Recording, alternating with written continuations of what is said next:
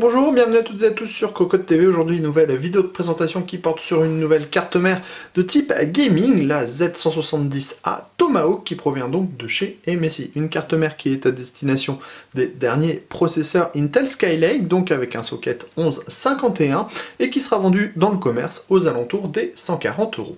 On vous propose, comme toujours, de découvrir cette dernière, mais aussi le bundle qui vous sera livré avec. C'est tout de suite, c'est maintenant, c'est sur Cocotte TV. Au niveau du bundle, vous allez retrouver une notice d'utilisation, un guide d'installation rapide, des petits autocollants pour différencier tous vos câbles SATA, la backplate noire et rouge, une habitude, enfin 2 câbles SATA et le DVD qui contient les pilotes et les utilitaires à destination de votre carte mère Z170A Tomahawk. Nous voilà maintenant au-dessus de la Z170A Tomahawk. Alors on commence ici avec le socket 1151 avec ses radiateurs et les 8 phases d'alimentation. On a également un connecteur 8 pins CPU à ce niveau-là pour alimenter cet ensemble. Viennent ensuite les ports DDR4. On en a 4 au total avec une vitesse maximum de 3600 MHz en overclocking pour 64 Go de mémoire maximum. Ensuite on a le connecteur 24 broches ATX, les deux connecteurs USB 3.0 pour déporter les ports de la carte mère à votre boîtier par exemple. Viennent ensuite 6 ports SATA 3. Ici on a le dissipateur du chipset, ici tous les connecteurs pour les USB ou encore le power on, le reset, des connecteurs que l'on connaît très bien. Vient ensuite la partie PCI Express. Alors au niveau de la partie Express, on a PCI Express, on a pas mal de choses. On a d'abord ici un petit connecteur M2 spécifique pour la version AC de la carte mère qui offre donc le Wi-Fi et le Bluetooth.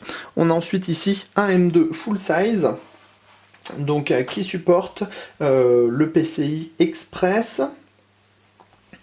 On est sur du 4X en vitesse. Ensuite on a 3 connecteurs PCI Express 3.0, 1X, 2 PCI et ici on a 2 connecteurs PCI Express 3.0 en 16X qui propose une vitesse de 16X et 16X 4X quand on aura 2 cartes. Ici on a la partie audio, toujours avec une puce Realtek, mais on voit qu'il y a une isolation de ce morceau de PCB vis-à-vis du reste de la carte mère.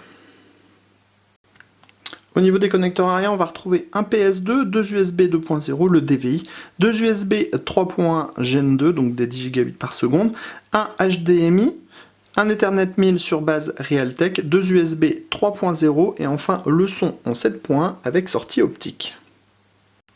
On termine avec un gros plan de la carte mère avec ici les dissipateurs noir, rouge et blanc. Le tout est monté sur un PCB noir mat et on retrouve encore ces petites incrustations blanches qui imitent en fait des circuits imprimés. On a 8 phases d'alimentation, le connecteur 8 pins, la DDR4 64 Go maximum en dual channel sur du 3600 MHz en OC au maximum, le connecteur 24 broches ATX, les USB 3.0, la partie SATA 3 avec 6 ports qui fonctionneront donc à 6 gigabits par seconde. On retrouve ensuite le dissipateur du chipset, lui aussi en noir, rouge et blanc, et enfin on terminera sur la partie PCI Express avec du M2 full size en PCI Express 4X, on a également 2 PCI Express 3.0 16X, si on est en SLI on passe en 16, 4X par exemple, on a également du PCI Express 1X et du PCI. Sur ce, on vous dit à très bientôt sur cocotland.com pour d'autres vidéos de présentation de produits high-tech et sur cocotland.com pour toutes nos reviews.